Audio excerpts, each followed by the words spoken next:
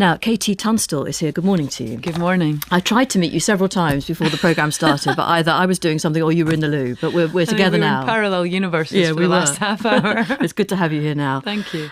Just released your fourth studio album, which is Invisible Empire, Crescent Moon. And it was recorded in Arizona, which is probably almost about as far away as you can get from Fife, which is where you started. So how did you get to Arizona for this one? I did a great tour back in February 2012, which was curated by Robin Hitchcock, and he put together 6 different musicians, and one of those was a guy called Hau Gelb, who's the frontman of a Tucson, Arizonan band called Giant Sand, real punk spirit maverick, and we just got on great, and I think he really recognised that I would appreciate recording in a different way, in a different place. What difference does it? I mean, I hear musicians talk about this sort of stuff. I don't get it. It's a studio. It could be anywhere. It is a studio, but you've got the culture of a place really seeps in. So the last album I made was called Tiger Suit, and that was a very kind of electronic influenced album. And I went out to Berlin and Hansa, and there's definitely a flavour. I mean, I think it's by degrees, and it depends how much you want the place to affect you. But once you step out of the studio, agreed, in a studio, you can be in a box. But if there's history in that studio,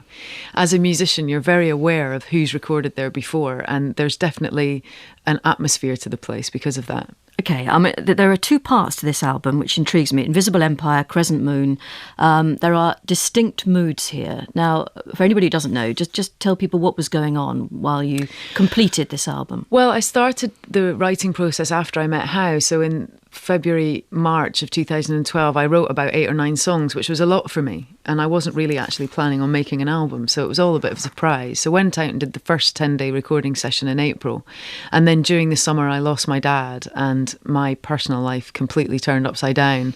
So by the time... Your marriage ended, didn't it? I mean, in case it did. Yeah. So by November, where the next recording session was scheduled, by the time I went back out, I was really in a very different place in my life, and I wrote the second half of the record, most of that, while I was out there in the November. Now, it's interesting that when we're going through a tough time, we are capable, aren't we, of compartmentalising suffering, if you like, and putting it to one side and getting on. And but you now, I think, listen back to the earlier songs you wrote for the album, and you hear things, don't you? Yeah, Hau and I talked about this. He's a great believer in the subconscious being ahead of your conscious brain. And often this, I'm sure other songwriters will talk about this as well, of there being a weird fortune-telling quality to songs where you cannot really appreciate the full value of what you're writing until a few months later, and it kind of comes true.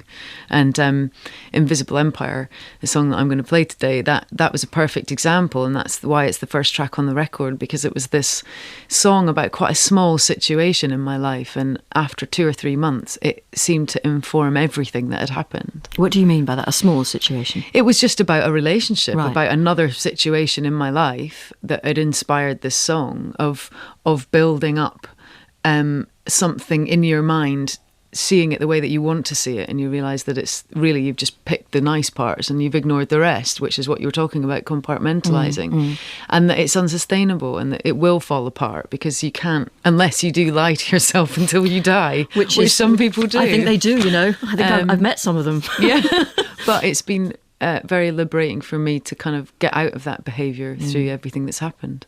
You started in at the folk clubs of Fife. I mean, what was the... It sounds like there are folk clubs. They're actually just kind of slightly rubbish pubs. Okay.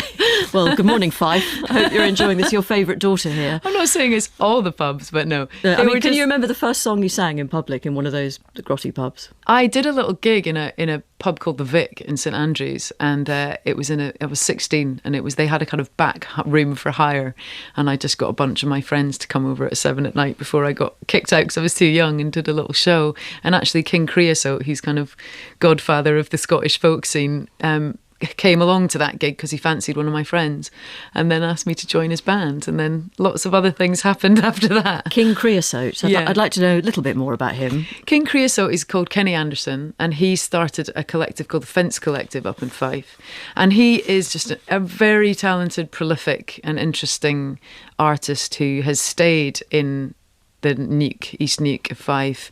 And now because of him and others, there's now a real gravitational pull towards that part of Scotland. So there's a lot of great music and interesting music coming out of that very unusual area of fishing villages in Fife. And it is incredible that you have taken that early start and you have played the vast arenas of the world, haven't you? Well, I was definitely the anomaly out of them because I knew that I wasn't playing alternative folk music. I was definitely playing mainstream music at the time. And was there any resentment, or is there any resentment, do you think? Definitely. And I'm still really influenced by Kenny and King Creosote. This album is really heavily influenced by his Mercury nominated album with John Hopkins called Diamond Mine. It's such a stunningly beautiful album and a crafted album. And King Creosote's an artist that will really remind you that people very much enjoy beauty and craft, and it doesn't have to be a party, it doesn't have to be entertainment all the time. Well, I think everybody's probably wilting out there. It's a tough and rather sweaty weekend. Yeah. So I think we all deserve a break. So let's just sit back and relax and listen to you now. You're going to perform Invisible Empire for us, and we'll talk a little bit about your tour after this. But here's KT Tunstall.